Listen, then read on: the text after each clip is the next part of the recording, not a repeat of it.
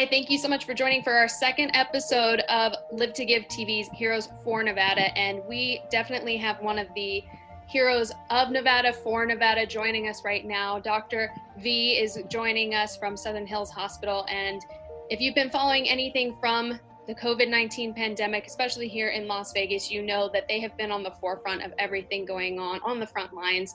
So this is truly an honor to be joined by you. Thank you so much for joining us, Dr. V. How are you doing today? Very good. Thanks for having me.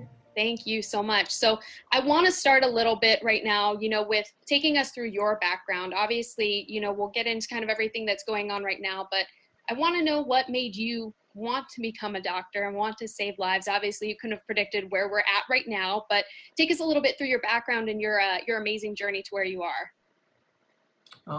I come from humble beginnings. My dad immigrated here to the United States when he was 12 years old.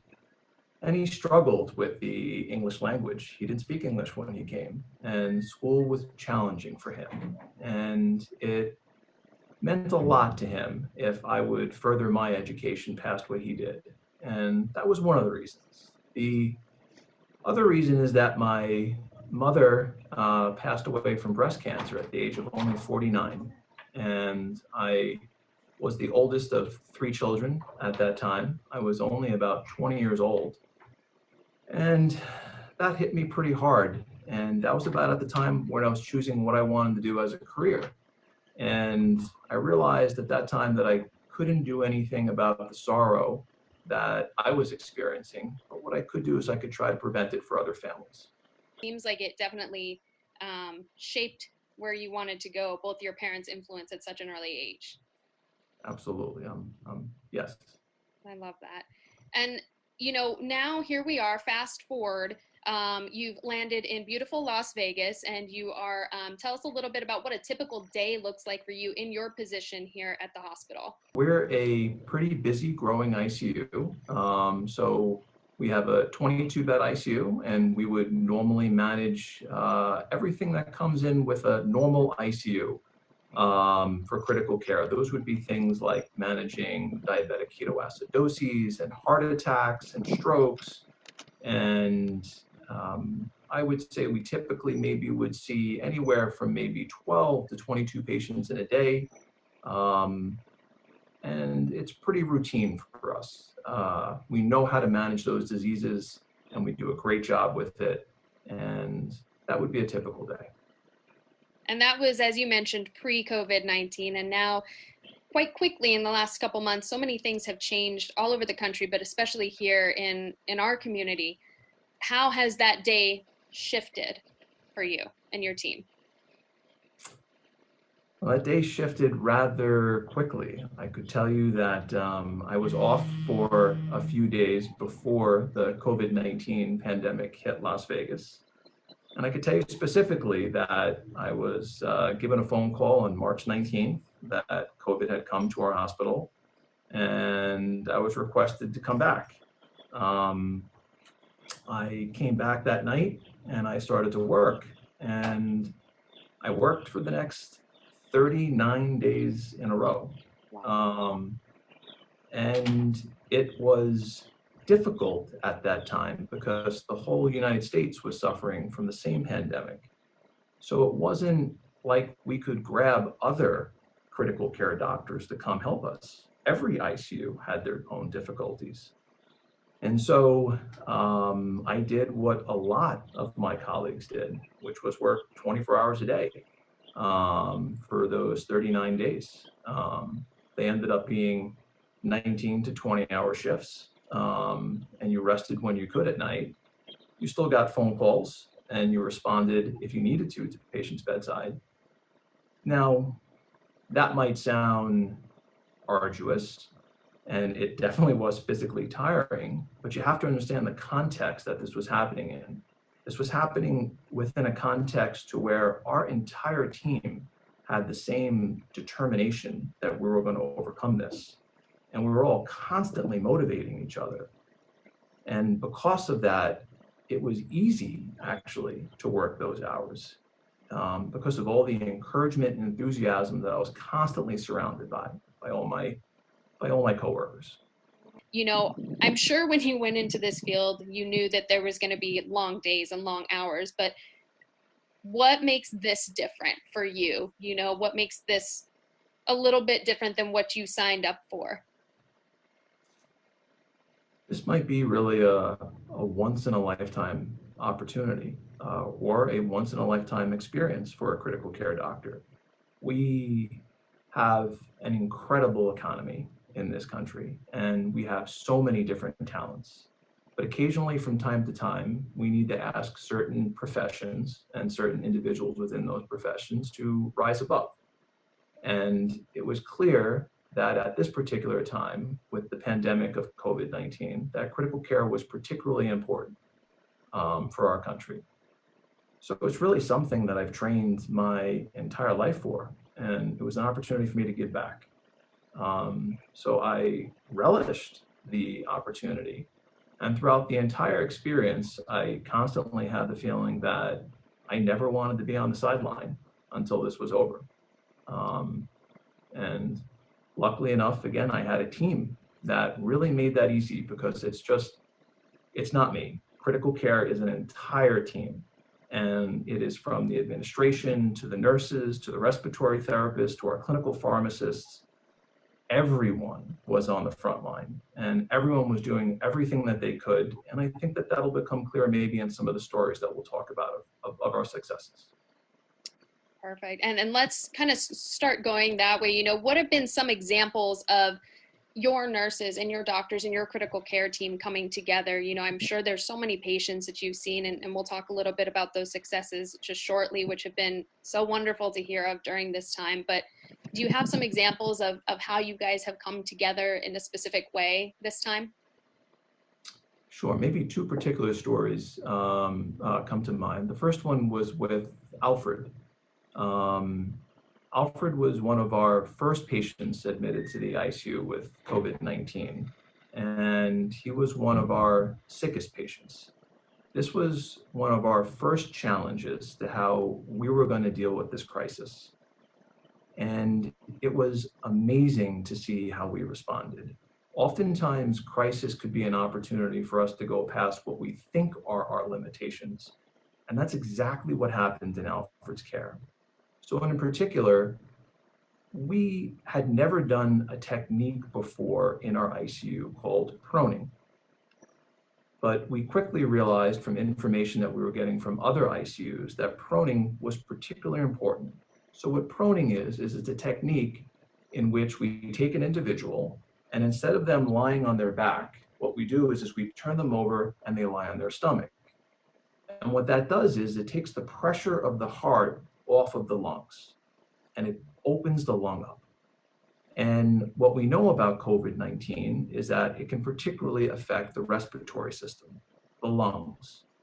And many of these patients go into what we call respiratory failure. They cannot breathe. And so normally what would happen is if we wanted to institute the proning technique at our hospital, we probably would have to have training over the course of a month for all of the nurses to get the adequate training that they needed before we implemented this. But this was a pandemic. This was a crisis. We simply didn't have a month. And it was amazing to see everyone come in on their off days, spend extra hours, and were just completely determined that we were going to learn all the necessary competences in 24 hours. And that's exactly what we did. And then we immediately implemented this technique.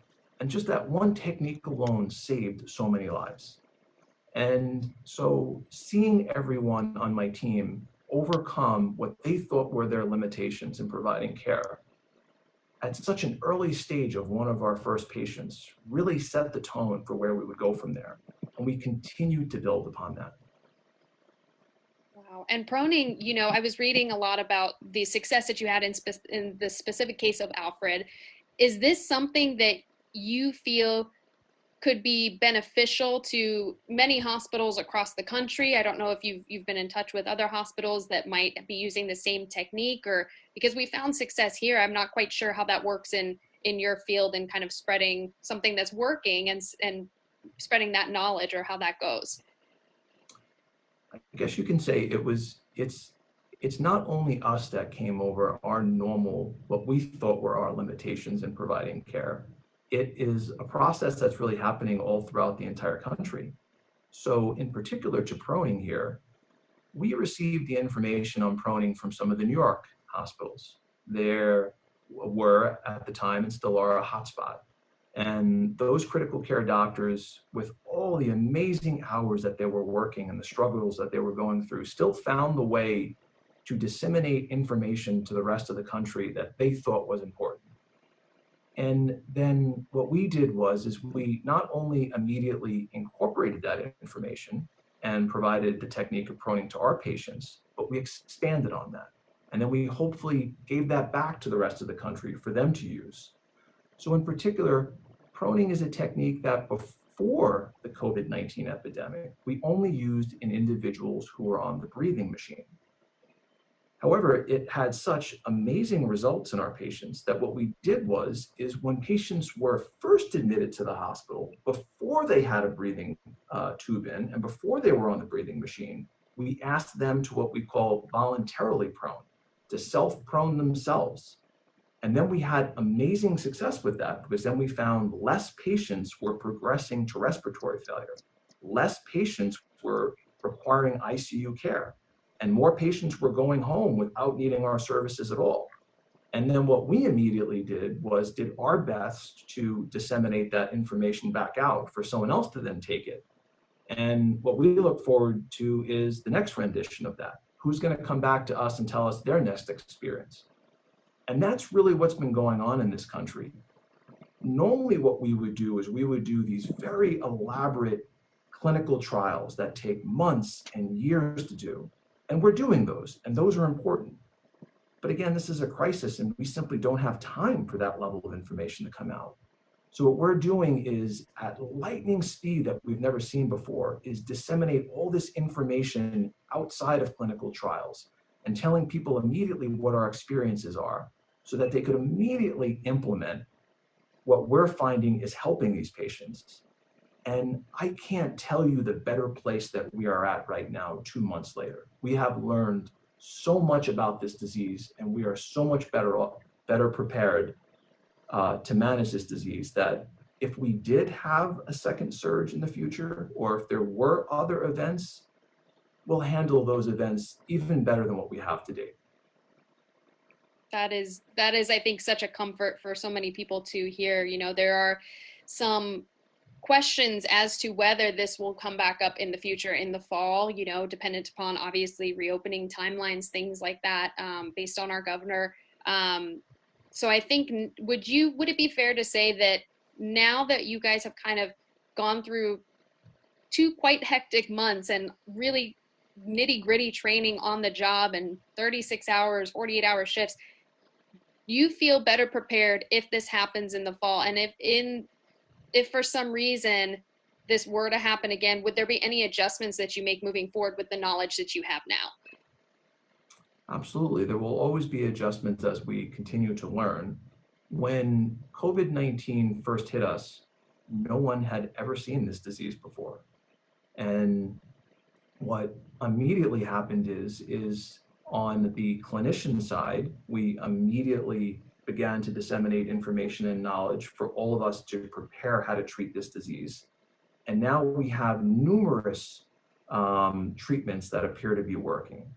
Things such as proning, things such as providing what we call anticoagulation, thinning the blood in these patients, knowing when to use steroids to help these patients, and numerous other things that we didn't know 2 months ago. But in addition to the clinicians who have picked up all of this insight into how to treat COVID-19, we've also seen this on the health systems level. What all the major health systems have done is develop contingency plans for how to deal with COVID-19 should there be another surge. And so not only are we prepared individually as clinicians and healthcare teams, but we're prepared at the healthcare system level as well. We can now immediately move resources around to individual hotspots if they pop up, if they need it. So in my opinion, though I want to be very humble and still emphasize caution and care as we reopen. But at the same time, from that balanced perspective, for me, there is no doubt that we will do an even better job of managing this disease in the future. That's amazing. And I agree. I think, that's such a wonderful message to put out there that, there's still a sense of caution. There's still a sense of let's, do what we've been doing because it seems to have been working to be able to get us to this point. Um, then we oftentimes have been hearing a lot about, obviously you and your team and all nurses and doctors across the country are putting themselves really on the front lines. You're risking your health to make sure that we get to go home healthy to our families. And there was one case in which you actually had a nurse as part of your hospital system, Bessie, that had contracted COVID-19 and then was admitted to your hospital, and the nurse became the patient. Can you kind of take us through her journey and we talked a little bit about the unique treatment that saved her life, but kind of taking us through that and seeing someone that you guys have worked with now in the patient's chair. That's a really special story. So that's the story of Bessie. And Bessie is a nurse who contracted COVID-19 by caring for patients with COVID-19. So she was one of our own. Now, whether you're a healthcare provider or not, we treat all patients the same. But there is something really special about Bessie's story. And that is that when Bessie was admitted to our ICU, I had to worry about how our nursing staff would respond to caring to Bessie. Quite literally, those nurses would walk into Bessie's room and they could possibly be looking their own mortality in the eyes. That could very well be Bessie. And that first night when I went to sleep, I was worried about what I would find the next day. Would nurses be willing to take care of Bessie? But what I found was that not only would nurses be willing to take care of Bessie, but I had to fight them off. Every single nurse in our ICU wanted to be the nurse that took care of Bessie. And that was so inspiring for us because when you see that level of selflessness, of the sincere desire to take care of someone else, combined with just pure determination that we'll get over this pandemic together, you realize that anything is possible at that moment, and that surely we were going to overcome this COVID-19 pandemic together. And Bessie, we've seen some photos, and she looks like she's happy and healthy and on the road to recovery, and now she gets to go home to her family thanks to you and your team and rallying around her and seeing her as family, and let's make sure that she gets to go home. Absolutely. That's fantastic. Yeah. How has the community shown their support for you and your team during this time? Because that's equally as important to make sure that you guys are feeling the love and the respect that you so deserve right now. There's been constant outreach from the community for support. And that has been really important. A lot of individuals, as you're mentioning, are putting in hours that are just really superhuman. And that is really only possible with the constant support and encouragement from others. And what we're hoping is with all that support that we received from the community, with all the success that we've had, and with all the enthusiasm now that we have to treat this illness and for us to overcome it, what we're really hoping that we can give the community in return is inspiration back in return, because their next journey is going to be getting back to normal life. Their next journey is going to be opening up the economy. And their next journey is going to be fraught with the same or similar challenges that we faced. But we want to inspire them that just how we had to dig deep, just how we had to overcome what we thought were our limitations, just how we had to come together as a team and create solutions that we didn't know existed before, that they can do the same thing.